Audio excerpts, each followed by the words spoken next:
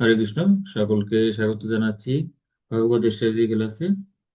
আমরা প্রথম স্কন্ধের অষ্টাদশ অধ্যায়ে রয়েছি।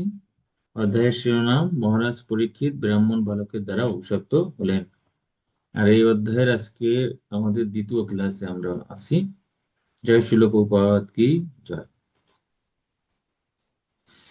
শুরুতেই আমরা যদি অধ্যায়ের সারাংশ দেখি, গত ক্লাসে আমরা 1 থেকে 17 নম্বর শ্লোক পর্যন্ত আলোচনা করেছি।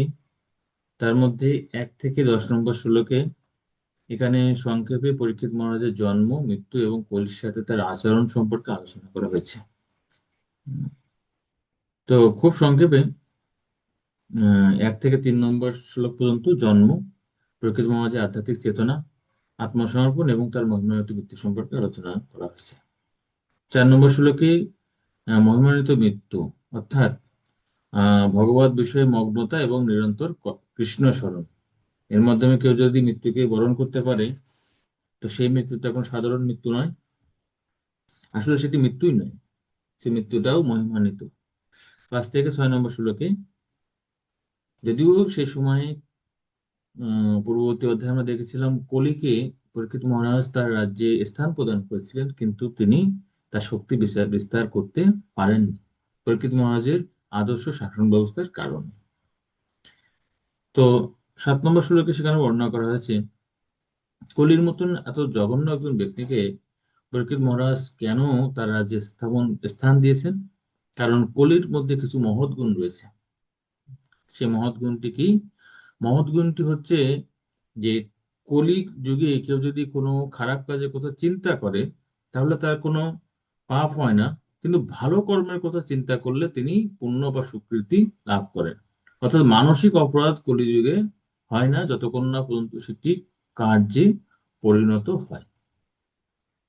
এবং তিনি আরেকটি বিষয় বিবেচনা করেছিলেন, যেটি 8 থেকে 10 নম্বর শ্লোকে আলোচনা করা হয়েছে, যে ভক্তদের নিকট ভক্তরা যদি বিধি বিধান এবং কলির যে সমস্ত স্থান প্রদান করা হয়েছে সেগুলো থেকে দূরে থাকতে পারে, তাহলে কি করতে পারে, কলি সেখানে কোনো প্রভাব বিস্তার করতে পারবে না। এবং তিনি যে শাসন ব্যবস্থা বিস্তার করেছেন, এটা 5 এবং 6 নম্বর শ্লোকে আমরা দেখেছি, তার ফলে কি, তার ফলে সেখানে কলিই বিস্তার লাভ করতে পারবে না। এবং পরিশেষে হরি কথার গুরুত্বের মাধ্যমে এই সেকশনটা শেষ হয়েছে 1 থেকে 10। এবং 11 থেকে 17 নম্বর শ্লোকে আমরা আলোচনা করেছি, সেখানে মূল বিষয়বস্তু হচ্ছে কৃষ্ণ কথা শ্রবণের জন্য ঋষিদের আগ্রহ। তো ঋষিরা 11 থেকে 12 নম্বর শ্লোকে বলছেন তারা যে অগ্নিহোত্র যজ্ঞ 1 সহস্র বর্ষ ব্যাপী, অর্থাৎ 1000 বছর ব্যাপী যারা যে যজ্ঞ করছেন, তো তার থেকে এই যে ভাগবত কথা শ্রবণ সেটি অধিক বেশি মহিমান্বিত। কারণ এই যজ্ঞে মন্ত্র ভুল বা অন্য কোনো ভুলের কারণে তার থেকে আমরা ফল থেকে বিরত হতে পারি, কিন্তু ভাগবত কথা শ্রবণ তার কোনো সেটি ব্যর্থতায় পর্যবসিত হয় না এবং সেটি সর্বদাই মহিমান্বিত। 13 থেকে 14 নম্বর শ্লোকে, এই দুটি শ্লোকে এখানে সঙ্গ সঙ্গ বলতে আহ, যে ভক্তের সঙ্গের কথা বর্ণনা করা হচ্ছে, যে তার অল্প একটু সময়, লবমাত্র সময়ও কত মূল্যবান এবং মহিমান্বিত। এবং ওই আর কি। এবং হরিকথা শ্রবণ করার মহিমা সেখানে বর্ণনা করা হয়েছে।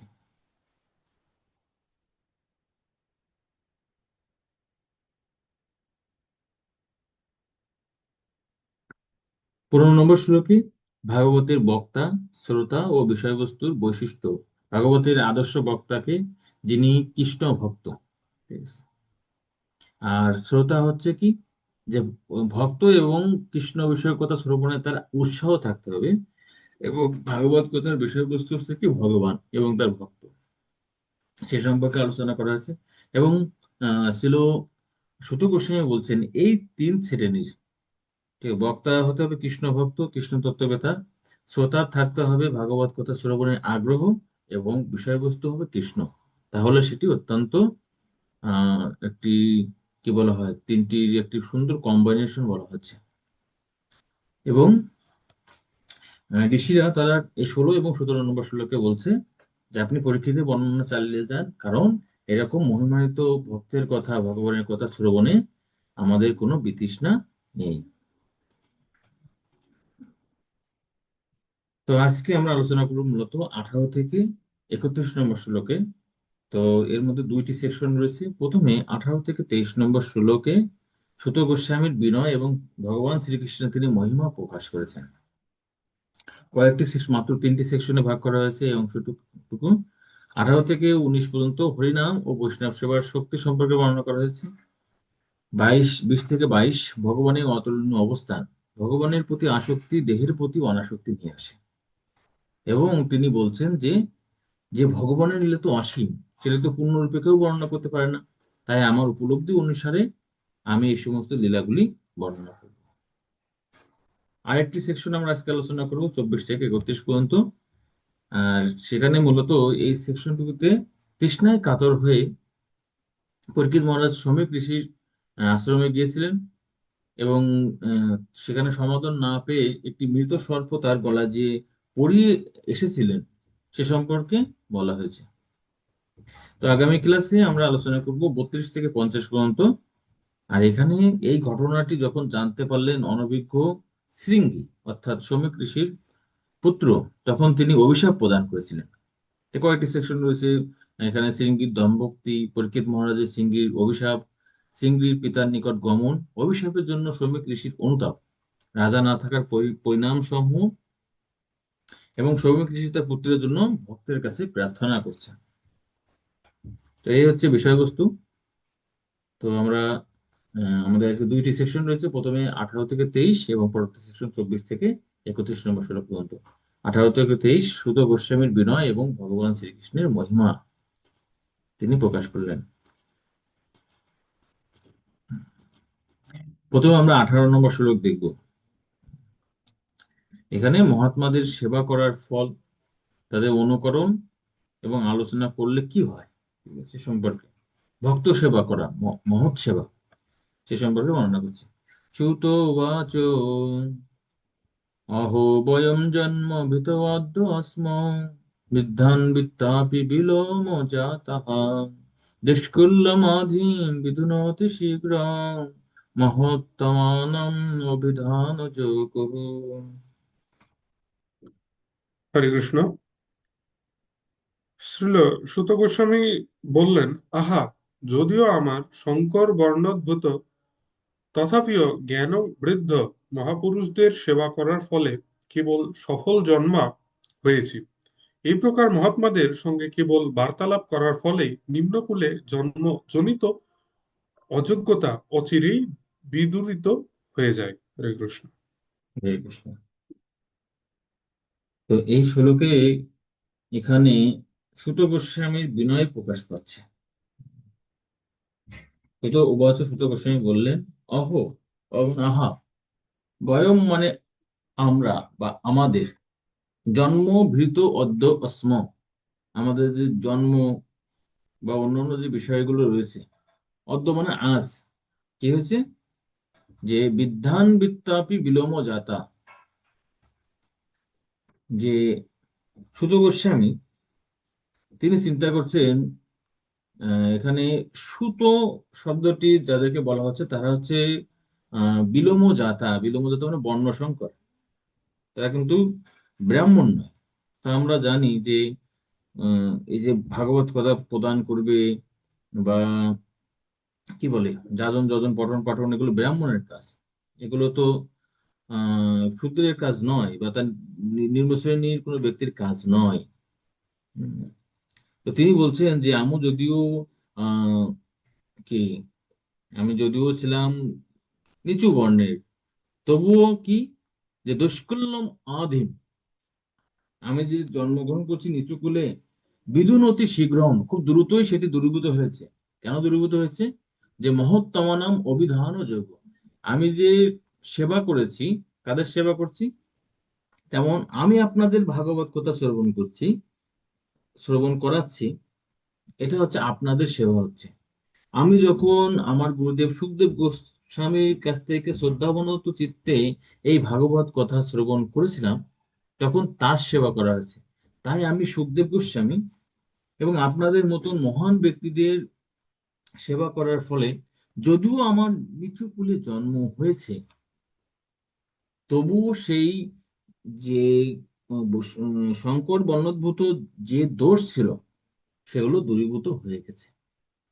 তো প্রকৃতপক্ষে জন্মের কারণে কারো ভাগবত কথা বা বর্ণনার ক্ষেত্রে কোনো বাধা নেই। তবুও শিল প্রভুপাদ বলছেন ছুত গোস্বামী তার যে কোন কুলে জন্ম হয়েছে এই সেটি তিনি ভুলে যাননি। তাই তিনি স্বাভাবিক বিনয়বশত তিনি বলছেন যে মহান ব্যক্তিদেরকে সেবা করার ফলে কি করা হয় বা তাদের সম্পর্কে আলোচনা করলে কি হয়, আমরা সফল জন্মা হতে পারি। তো শিল প্রভুপাদ এখানে বলছেন সুত গোস্বামী ব্রাহ্মণ কুলে জন্মগ্রহণ করেননি, তিনি এক মিশ্র জাতির অসংস্কৃত নিম্ন কুলে জন্মগ্রহণ করেছিলেন। কিন্তু ছিল সুখদেব গোস্বামী এবং নৈমিষারণ্যের ঋষিদের মহৎ সঙ্গ প্রভাবে তার নিম্নকুলে জন্মজনিত অযোগ্যতা নিঃসন্দেহে দূর হয়ে গিয়েছিল।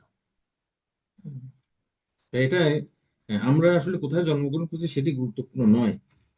আমরা যদি ভগবান এবং ভগবানের ভক্তের কাছ থেকে বা ভগবান এবং ভক্তকে সেবা করতে পারি, শ্রবণ করতে পারি তাদের কাছ থেকে, তাহলে সেই অযোগ্যতা আমাদের মাঝে থাকে না।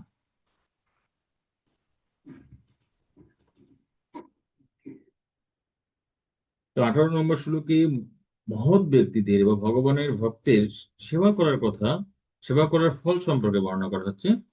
19 নম্বর শ্লোকে ভগবানের নাম জপের শক্তি বর্ণনা করা হচ্ছে। কুত পুনর্গণত নাম তস্য মহত্তম একান্ত পরায়ণস্য, যে অনন্ত শক্তির ভগবান অনন্ত মহৎ গুণ তাদ যমনন্ত আহু। হরে কৃষ্ণ। আর যারা মহান ভক্তির নির্দেশ অনুসারে অসীম শক্তি সম্পন্ন অনন্তের দিব্য নাম কীর্তন করেন তাদের কি কথা। পরমেশ্বর ভগবানের শক্তি অনন্ত এবং গুণাবলী দিব্য, তার নাম অনন্ত। হরে কৃষ্ণ। হরে কৃষ্ণ। তো এখানে বর্ণনা করছে কুত। কুত শব্দের অর্থ কি? কুত শব্দ হচ্ছে আরো। ঠিক আছে, যে কুত পুনর গণত নাম তস্য। কুত পুনঃ অগণত মানে যিনি নিরন্তর ভগবানের নাম কীর্তন করেন। তস্য, তস্য মানে তার কি হবে? মহত্তম একান্ত পরায়ণস্য। তো এই ধরনের মহত্তম একান্ত পরায়ণস্য মানে কি? হরে কৃষ্ণ।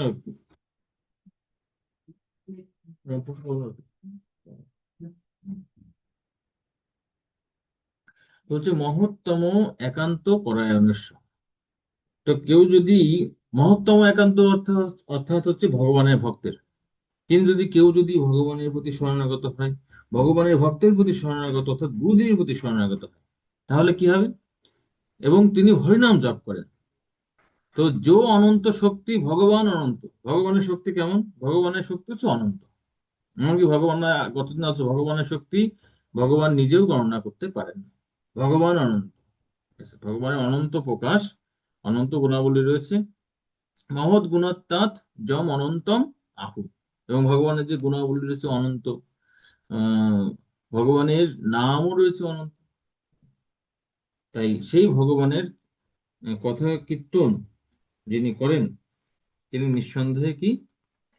নিঃসন্দেহে তার মানে সুত গোস্বামী মহৎ ব্যক্তিদের সেবা করছেন, যেটি আমরা 18 নম্বর শ্লোকে জেনেছি। আবার একই সাথে তিনি ভগবানের কথা কীর্তন করছেন। তা আমরা যদি ভগবানের ভাগবত কথা যদি শ্রবণ কীর্তন করি তাহলে কি হবে? অটোমেটিক্যালি আমাদের যে দুষ্কর্ম, পাপকর্ম, পূর্বজন্মের দুষ্কৃতি সবগুলো কি সমূলে বিনাশ প্রাপ্ত হয়। শ্রীমদ্ ভাগবতের এই শ্লোক আছে অহোবত সপচ অত গরিয়া যত জিহ্ব অগ্রে বর্ততে নাম অতুভ্যম তেবুস্তপ জহুবু সেনাসুর আচা ব্রহ্ম অচুনু নামও গিনন্তে যেতে। যে বলছে আহা আহা অহোবত, সেখানেও দেখেন বলা আছে অহ। আমরা 18 নম্বর শ্লোক হচ্ছে আহা, যে একমাত্র সপচ চন্দ্রাল কুলে যিনি জন্মগ্রহণ করেছে তিনি শ্রেষ্ঠ, যিনি কি নাম অগিনন্তি যেতে। আর যিনি এভাবে হরিনাম করছে তার বৈদিক সাহিত্য যে পঠন, যজ্ঞ, কীর্তন, তপস্যা সবকিছু করা হয়ে গেছে। সবকিছুর ফল পাওয়া যায় কি? সব ফল দেয় নাম, যে ধরে মহাশক্তি যে সমস্ত ফল কি দিতে পারে, এই হরিনাম বা ভগবানের নাম আমাদেরকে প্রদান করতে পারে। তো এখানে ছিল বিশ্বনাথ চক্রবর্তী ঠাকুর এই শ্লোকের তাৎপর্যে সারাতদর্শিনীর ভাষ্যে বর্ণনা করছেন, যে ব্যক্তি সেই নাম জপ করেন যা জপকারীর অশুভ জন্মকে বিনাশ করে, তার সম্পর্কে আর কি বলা যেতে পারে। তো এখানে ভগবানের ভক্তের কথা বলছে, সেই ভগবানের নাম যিনি নেন তার সম্পর্কে কি বলা যেতে পারে, এটি হচ্ছে অনুবাদ আর কি। তা সেটি তাৎপর্য বর্ণনা করার পর এখন প্রশ্ন হতে পারে, কিন্তু অশুভ জন্মদানকারী প্রারব্ধ কর্ম বিনাশ না করে কিভাবে অশুভ জন্ম বিনাশ হতে পারে?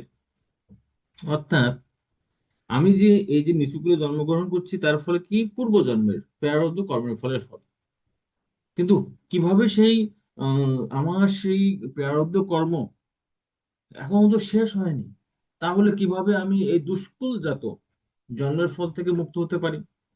এটা সর্বজন বিদিত, সকলেই জানে প্রারব্ধ কর্ম কেবল তা ভোগ করার মাধ্যমে ক্ষয় হয়। পাপ কর্মের ফল যত যত ভোগ করবো তত কি হবে, পুণ্য ক্ষয় হয় ভোগ করলে, সিনে পুণ্যে মত্ত লোকম বিশন্তি, তারপর আবার ফিরে আসি। পাপও কিন্তু ক্ষয় হয় নরক যন্ত্রণা অথবা যে কোনো ভাবে সেটি ভোগ করার মাধ্যমে। এই দুষ্কুলে জন্ম, তারপরে অন্য যে সমস্ত ইগ রয়েছে আমরা যেগুলো প্রাপ্ত হয়, ঠিক আছে, জন্ম ঐশ্বর্য সুত সিরভি, জন্ম ঐশ্বর্য, এগুলো পুণ্য কর্মের ফলে বৃদ্ধি হয়, পাপ কর্মের ফলে এগুলো থেকে বঞ্চিত হয়। নাম জপ করে কিভাবে তা বিনাশ করে? তো বিশ্বনাথ চক্রবর্তী ঠাকুর এই শ্লোকের আহ এই যে তাৎপর্য বলছেন যে এই শ্লোকটি হচ্ছে তার উত্তর। এই শ্লোকের মাধ্যমে বলছে প্রারব্ধ কর্মকে ভগবানের ভক্তকে ভোগ করতে হয় না, যেহেতু ভগবানের অসীম শক্তি রয়েছে, ভগবান অনন্ত, সেই শক্তিগুলোর মধ্যে একটি অবশ্যই প্রারব্ধ কর্মকে বিনাশ করবে। ভগবানের অনন্ত শক্তি রয়েছে, তার মধ্যে একটি শক্তি, যে কোনো একটি শক্তি কি করতে পারে, খুব সহজেই এই প্রারব্ধ কর্মকে বিনাশ করে। তিনি তার গুণাবলী তার ভক্তদের দান করেন, মহৎ গুণাত্মক, তাই সেই ভক্তরা তাকে অসীম বলে ডাকেন। ভক্তদের মধ্যে ভগবানের গুণাবলী বিদ্যমান থাকার কারণে ভক্তের মধ্যে আর প্রারব্ধ কর্ম অবশিষ্ট থাকতে পারে না। ভগবানের কি পাপ হয়? না। ভগবানের কি প্রারব্ধ কর্ম থাকে? না। কারণ এই সমস্ত ভগবত গুণাবলীর জন্য। আর ভগবান বলছে কৃষ্ণ ভক্তে কৃষ্ণ গুণ সকলেই সঞ্চারে। ভগবানের ভক্তের, ভগবানের যে সমস্ত গুণ রয়েছে দিব্য গুণাবলী, ঠিক আছে, সে সমস্ত গুণগুলি কার, ভগবানের কৃপায় কার মধ্যে যায়? ভক্তের মাঝে। তাই সেই অনন্ত গুণের ফলে যেহেতু ভগবান থেকে আমার মাঝে আসছেন, তাই তাকে আর প্রারব্ধ কর্মফল ভোগ করতে হয় না। 20 নম্বর শ্লোক, এতাবতালুম ননিষুচুতেন গুণৈর সামান্য অতিশয়নস্য ইত্যেতরান প্রত্যয়ত বিভূতি যস্যাং ঘিরেনুম যুষতেন অনভিপ্স।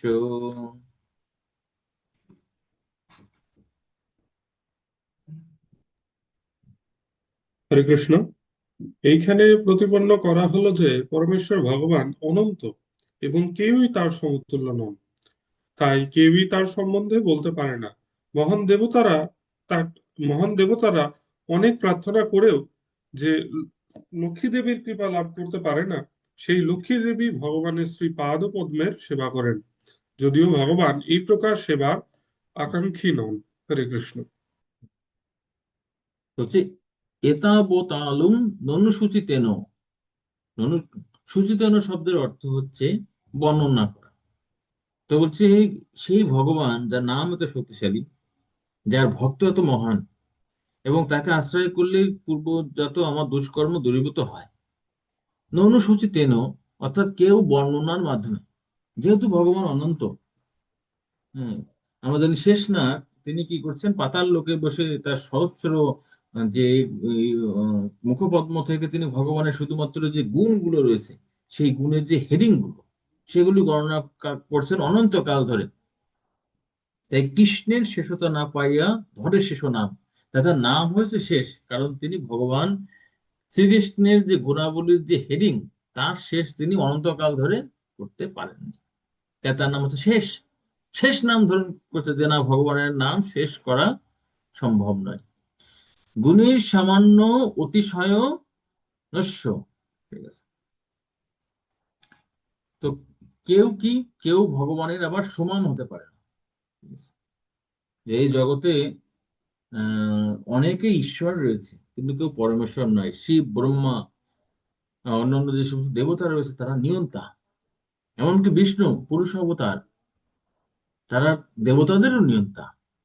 কিন্তু তারা প্রত্যেকেই কি, তাদের মধ্যে কেউ তারা ভগবানের সমকক্ষ নয়। তাই বলছে হিত্য তরানো প্রার্থয়ত বিভূতি। তো যে সমস্ত একটি উদাহরণের মাধ্যমে সেই মানে কেউ বর্ণনা করতে পারে না ভগবান সম্পর্কে, এবং কেউ তার সমানও নয়। ঠিক আছে। তাতে উদাহরণ বলছে যে হিত্যত্ব ইতরান, হিত্বা ইতরাম প্রার্থয়ত বিভূতি, যস্যা অঙ্গি রেণুম যুষতে অনভিপ্স। বিভূতি মানে লক্ষ্মী দেবীর কৃপা লাভ করার জন্য প্রার্থয়ত সমস্ত দেবতারা কি করে, শিব, ব্রহ্মা, অন্যান্য দেবতারা ঐশ্বর্য, সম্পদ, পদ, পজিশন পাওয়ার জন্য প্রার্থনা করেন।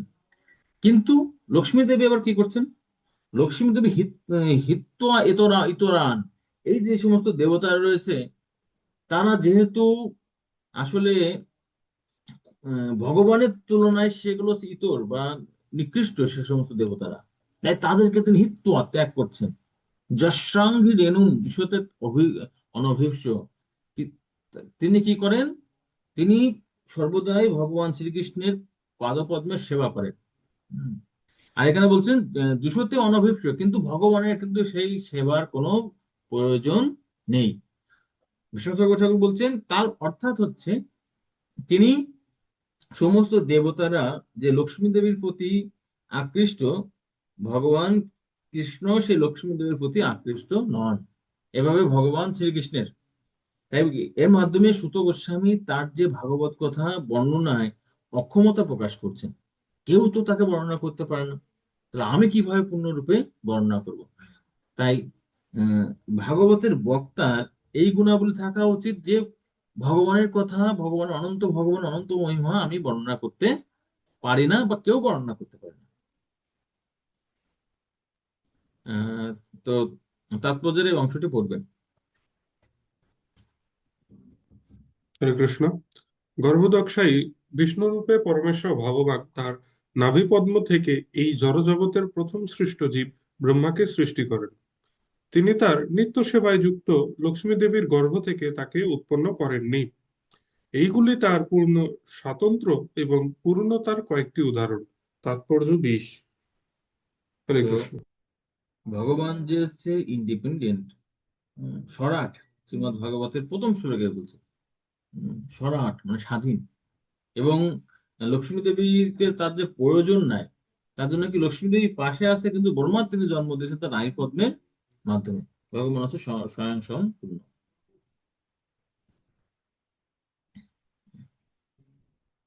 তো এই শ্লোকে, পরবর্তী শ্লোকে তিনি বর্ণনা করছেন যে ভগবানের মানে ভগবান শ্রীকৃষ্ণ যে গঙ্গার উৎস। তো কৃষ্ণ কথা সেই গঙ্গার সলিল বা জল থেকেও অধিক মহিমান্বিত। তথাপি যৎপাদ নখাবশিষ্টম জগৎ বিরিঞ্চ উপরীত অর্হনম্ভ, সাই সম্পূর্ণ পুনাতি অন্যতম মুকুন্দাত পুনামলোকে ভগবৎ পদার্থ। হরে কৃষ্ণ। ব্রহ্মচার পাদনখ নিঃসৃত সলিল সংগ্রহ করে অর্ঘ্যস্বরূপ তা মহাদেবকে নিবেদন করেন গঙ্গারূপে, এবং মহাদেব সহ সমগ্র জগৎকে পবিত্র করেছেন। এই জগতে সেই মুকুন্দ ভিন্ন অন্যকে ভগবৎ শব্দবাচ্য হতে পারেন। হরে কৃষ্ণ। তো তথাপি যৎ পাদ নখা অবশিষ্টম, গঙ্গা দেবী কোথা থেকে আসছে, ভগবানের যে পাদ পদ্ম থেকে। সেখান থেকে আসছেন। এসে কোথায়, কার মাধ্যমে আসছে, যে জগৎ বিরিঞ্চ, জগৎ মানে শিব, তারপর হচ্ছে বিরিঞ্চ, বিরিঞ্চ মানে ব্রহ্মা, তাদের নিকট আসে, তাদেরকে পবিত্র করছে, সপ্তলোক পবিত্র করে, সেই মর্তলোককে প্রদক্ষিণ করে গঙ্গা একদম পাতাল পর্যন্ত গমন করেছেন। শেষম পুনাতি অন্যতম মুকুন্দার। তাই গঙ্গা যে পাবনী শক্তিটা পেয়েছে ভগবানের সাথে কানেক্টেড থাকার জন্য। তাই কোনাম লোকে ভগবত পদার্থ, তিনি বলছেন যে যেহেতু গঙ্গার মতো পবিত্র এবং সবকিছুর উৎস হচ্ছে ভগবান, তাই সকল কিছুর উৎস রূপে হম ভগবান শ্রীকৃষ্ণ ছাড়া, ভগবত পদ, পদ অর্থ, ভগবত মানে ভগবান, পদ অর্থ মানে আর কেই বা হতে পারে যিনি পরমেশ্বর ভগবান হতে পারেন। যত্র অনুরক্ত্রা সহসৈব ধীরা বপ্পো দেহাসু সঙ্গমূঢ়ম ভজন্তি তৎপারম হংসমনন্তম যস্মিন অহিংস উপশম সধর্মঃ। হরে কৃষ্ণ। পরমেশ্বর ভগবান শ্রীকৃষ্ণে আসক্ত আত্মসংযত ব্যক্তির সহসা স্থূল দেহ এবং সূক্ষ্ম মন সহ জড়জাগতিক আসক্তি পরিত্যাগ করে সন্ন্যাস আশ্রমের চরম সিদ্ধি, পরমা পরম পরম পরমাংশত্ব প্রাপ্তির জন্য গৃহত্যাগ করে চলে যান, যার ফলে অহিংসা তথা বৈরাগ্য স্বাভাবিকভাবে সম্পাদিত হয়। হরে কৃষ্ণ। হরে কৃষ্ণ। তো অনেক সময় আমরা বলি যে আমাদের বৈরাগ্য কিভাবে আসবে, তো আমার তো অমুক আসক্তি তমুক আসক্তি থাকেই। তো সেই আসক্তি থেকে মুক্তির উপায় যেটি গীতাতে প্রদান করা হচ্ছে 2য় অধ্যায়ের 61 নম্বর শ্লোকে। আর এখানে আরো বিস্তারিত হয়ে বলছে, যত্র যত্র অনুরক্ত, যত্র মধ্যে সেই ভগবান যার প্রতি কেউ যদি অনুরক্ত হয়, আসক্তি বৃদ্ধি করে, সহসা এব ধীরা, ধীর ব্যক্তিকে, যিনি জড়জগৎকে ভোগ করতে চান তিনি হচ্ছে অধীর। আর যিনি জড়জগতের প্রতি তার নৈরাশ্য এসেছে, ভগবানের প্রতি যার আসক্তি এসেছে, তিনি হচ্ছে ধীর। তাই ভগবানের চরণে কেউ যদি প্রপত্তি করে খুব সহজে তিনি কি হতে পারেন, এই আসক্তি থেকে মুক্ত হতে পারে, তিনি ধীর হতে পারেন। বাপ্য বাপি ইহ দেহসু, দেহ আদিসু সঙ্গ মূঢ়ম, মূঢ়ম মানে দৃঢ় আসক্তি, সঙ্গ, সঙ্গ মানে হচ্ছে আসক্তি। আমাদের মধ্যে যার হচ্ছে দেহ গৃহ, একটি ভজন আছে যে বিষয়ে যে প্রীতি, ঠিক আছে, এরকম আছে যে যে সমস্ত প্রীতি আমার বিষয়ের প্রতি যে ধরনের প্রীতি আছে, সেই রকম প্রীতি হোক চরণে তোমার, অটোমেটিক্যালি তখন সেগুলো সাধিত হয়। সেই সেই আসক্তিগুলো ধীরে ধীরে ধীরে ধীরে দূরীভূত হয়। বোঝন্তি তৎ পারমহংসম অনন্ত।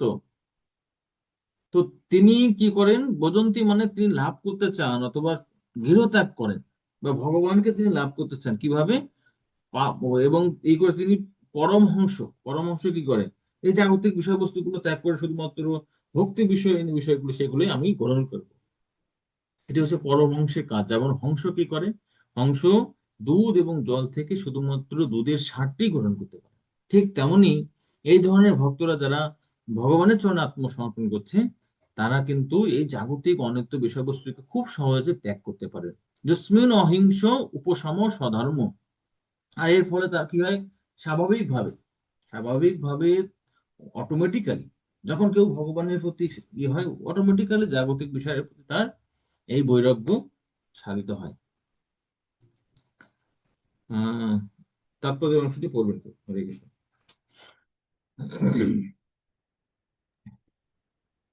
হরে কৃষ্ণ। আত্মসংযত ব্যক্তিরা কেবল ধীরে ধীরে পরমেশ্বর ভগবানের প্রতি আসক্ত হতে পারে। আত্মসংযত বলতে বোঝায় যিনি অত্যাবশ্যক ইন্দ্রিয় তৃপ্তির চেষ্টায় লিপ্ত হন না। আর যারা আত্মসংযত নয় তারা ইন্দ্রিয় তৃপ্তির চেষ্টাতে সর্বক্ষণ মগ্ন থাকে। সূক্ষ্ম দার্শনিক জ্ঞানের প্রয়াস হলো মনের সূক্ষ্ম ইন্দ্রিয় সুখভোগ।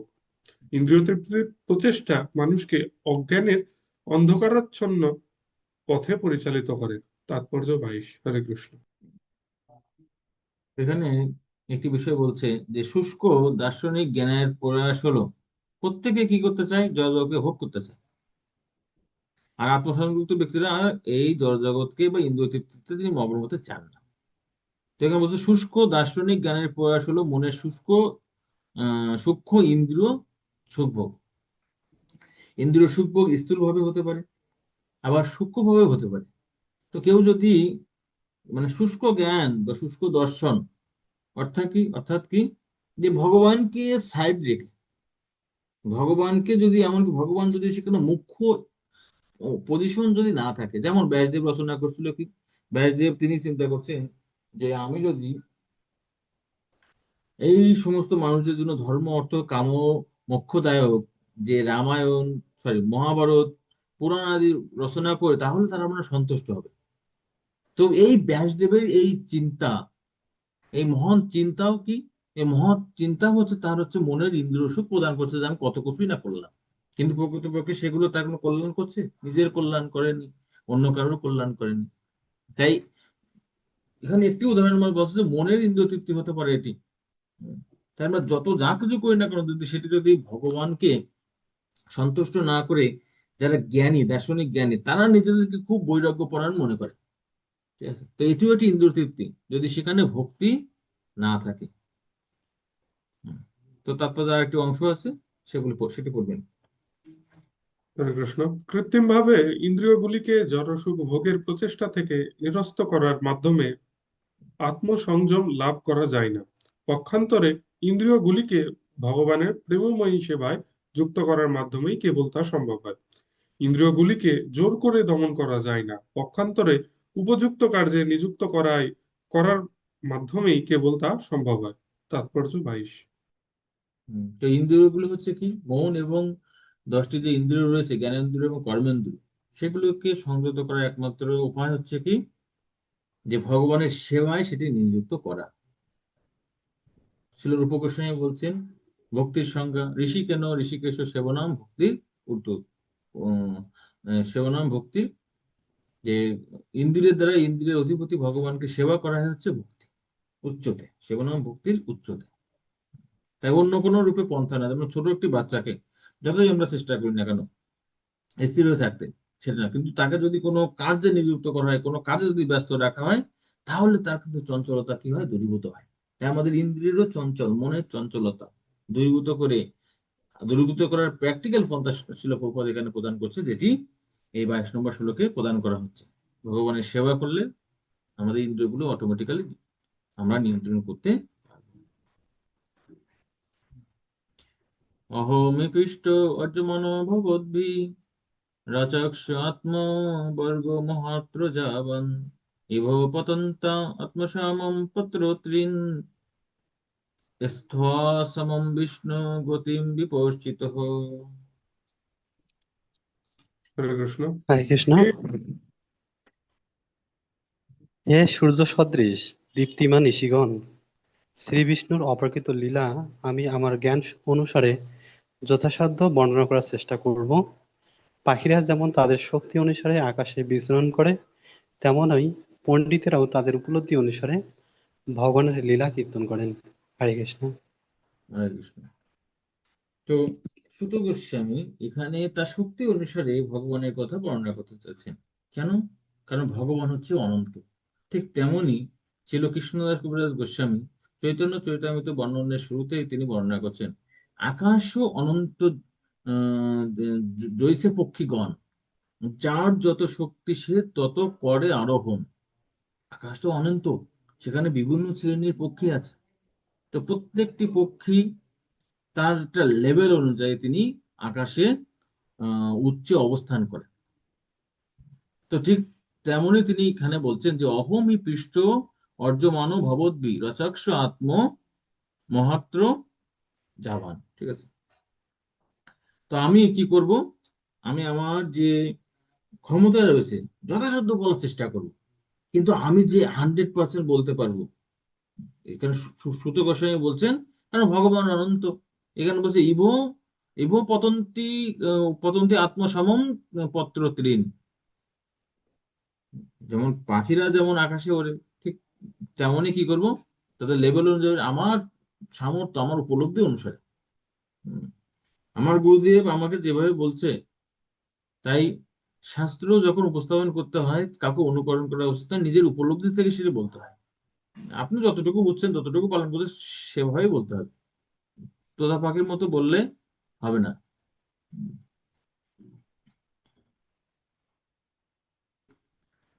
তো লাস্ট শ্লোকে আমরা মোটামুটি এই পর্যন্ত দেখলাম যে সুত গোস্বামীর যে বিনয় প্রকাশ পেয়েছে এবং তিনি তার উপলব্ধি অনুসারে ভগবানের কথা বর্ণনা করবেন।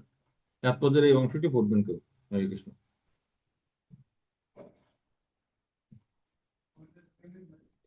হরে কৃষ্ণ। শ্রীল সুত গোস্বামী তার উপলব্ধি অনুসারে ভগবানের লীলা বর্ণনার চেষ্টা করার কথা বলেছেন, তা যথার্থই সমীচীন। প্রকৃতপক্ষে ভগবান কেবল নিজেকে বর্ণনা করতে পারেন, আর বিদ্বান ভক্তরা ভগবান তাদের যেমন ক্ষমতা দিয়েছেন সেই ক্ষমতা অনুসারে ভগবানের বর্ণনা করতে পারেন। তাৎপর্য 23। কৃষ্ণ কৃষ্ণদাস কবিরাজ গোস্বামী বলছেন যে অনন্ত চৈতন্য লীলা কে বর্ণিতে পারে? ঠিক আছে, কেউ তো বর্ণনা করতে পারে না। তাই আমি আত্মশোধনার্থে, ঠিক আছে, তার একটি কণা স্বর আমি প্রয়াস করছি। তো আমরা এই পর্যন্ত দেখলাম বৈষ্ণব এবং হরি কথার শক্তি সম্পর্কে আলোচনা করলাম। তারপরে ভগবানের অতুলনীয় অবস্থান এবং কিভাবে ভগবানের প্রতি আসক্তির ফলে আমরা অনাসক্ত হতে পারি। সুত গোস্বামী বলছেন আমি পরীক্ষিতের কথা বর্ণনা করব, ভগবানের কথা বর্ণনা করব, সেটি বর্ণনা করবো কি আমার শক্তি অনুসারে, আমার উপলব্ধি অনুসারে। তাই এই উপলব্ধি থেকে, শাস্ত্র শুধুমাত্র তোতা পাখির মতো আড়ানোর বিষয় নয়, এটি হচ্ছে উপলব্ধির বিষয়।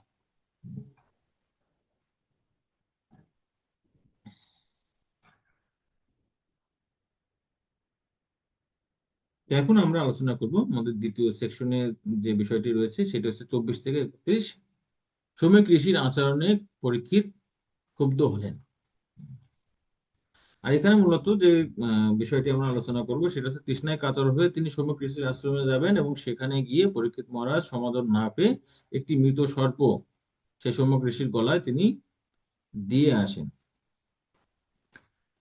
তো 24-25 নম্বর শ্লোক আমরা পড়ি।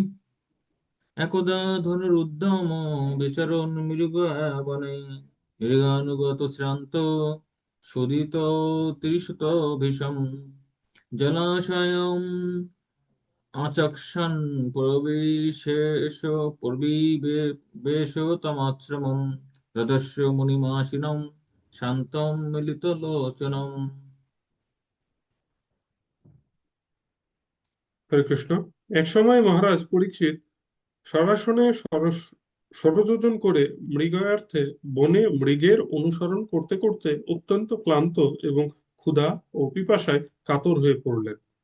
জলাশয়ের অন্বেষণ করতে করতে তিনি শমীক ঋষির প্রসিদ্ধ আশ্রমে প্রবিষ্ট হলেন এবং দেখলেন যে এক মুনি নয়ন নিমিলিতই নিমিলিত করে প্রশান্ত ভাবে উপবেশন করে আছেন। হরে কৃষ্ণ। হরে কৃষ্ণ। তো পরীক্ষিত মহারাজ কোথায় গিয়েছেন হচ্ছে আহ মৃগ অর্থে শিকার করার জন্য বনে। এবার ঘুরতে ঘুরতে কি হয়েছে, তিনি ক্ষুধা এবং পিপাসায় কাতর হয়েছে। আর তারপর তিনি সম্মুখ ঋষির আশ্রমে গিয়েছেন এবং তিনি দেখছেন তিনি ধ্যান করছেন চোখ বন্ধ করে। তো তাৎপর্যের এই অংশটি পড়বেন। ভগবান তার শুদ্ধ ভক্তদের প্রতি এতই কৃপাশীল যে উপযুক্ত সময়ে সেই ভক্তকে তার কাছে নিয়ে আসার জন্য তিনি এক শুভ অবস্থার সৃষ্টি করেন। মহারাজ পরীক্ষিত ছিলেন ভগবানের শুদ্ধ ভক্ত এবং তার পক্ষে অত্যন্ত অবসন্ন, ক্ষুধার্ত এবং তৃষ্ণার্ত হওয়ার কোনো কারণই ছিল না, কেননা ভগবানের ভক্ত কখনো এই প্রকার দৈহিক আবেদনের দ্বারা বিচলিত হন না। কিন্তু ভগবানের ইচ্ছা অনুসারে এই প্রকার ভক্তরাও আপাত দৃষ্টিতে অবসন্ন এবং তৃষ্ণার্ত হতে পারেন, তবে সেটি ভগবানের ইচ্ছার প্রভাবে প্রকাশিত হয় তাদের জাগতিক কার্যকলাপে বৈরাগ্য উপাদানের অনুকূল পরিবেশ সৃষ্টি করার জন্য। তাৎপর্য 24-25। তো এই অংশের 24 থেকে 31 পর্যন্ত যে পরীক্ষিত মহারাজ সম্যক ঋষির প্রতি তিনি ক্ষুব্ধ হয়েছিলেন, ক্রোধান্বিত হয়েছিলেন, সেটি কোনো স্বাভাবিক বিষয় নয়। তাই প্রতিটি শ্লোকের তাৎপর্য ছিল প্রপাত তিনি বর্ণনা করছেন যে এটি কোনো সাধারণ বিষয় নয়। অনেক সময় ভক্ত কি করতে পারে, ভক্ত বিভিন্ন দায়িত্বের কারণে বা অন্য কোনো কারণে তার মধ্যে হয়তো পূর্ণ বৈরাগ্য নাও থাকতে পারে, কিন্তু ভগবান কি করেন, এমন কিছু ঘটনা ঘটান যার ফলে তিনি কি তার মধ্যে সেই বৈরাগ্য জাত হয়।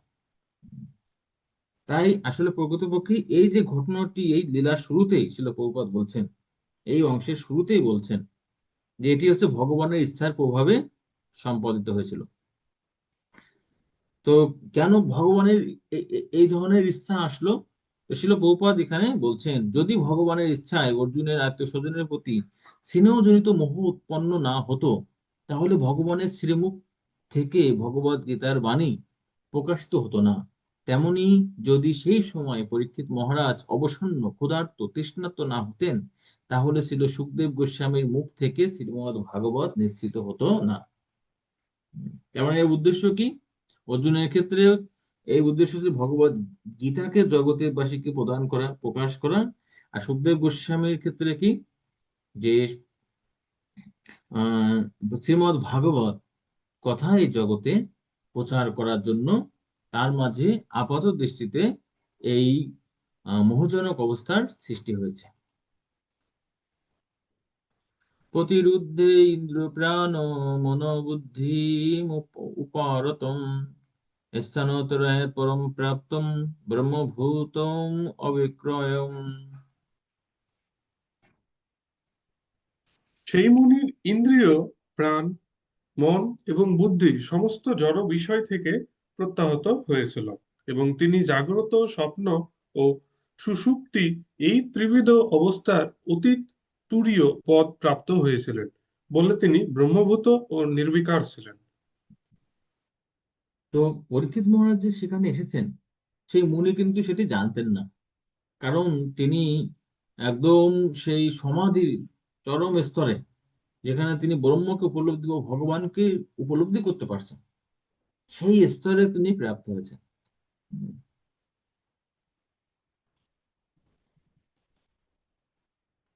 বিপ্রকীর্ণ জটাচ্ছন্ন রৌরবেণ অজিন চ বিশুষ্যতালুরুদকম তথা ভূতমজাতক। সমাধিস্থ সেই মুনির দেহ ইতস্তত বিক্ষিপ্ত জটা এবং মৃগচর্মের দ্বারা আচ্ছাদিত ছিল। তৃষ্ণায় রাজার তালু পর্যন্ত বিশুষ্ক হয়ে পড়েছিল, তাই তিনি সেই সমাধিস্থ মুনির কাছে জল প্রার্থনা করেন। হম এখানে এই শ্লোকের তাৎপর্য ছিল, প্রভুপাদ বলছেন, ঠিক আছে, এটি ছিল একটি কি, একটি বিশেষ ঘটনা। তাছাড়া একজন মুনির কাছে, সমাধিস্থ মুনির কাছে পরীক্ষিত মহারাজের মতন একজন ব্যক্তির বা ভক্তের জল প্রার্থনা করার কোনো কারণই ছিল না।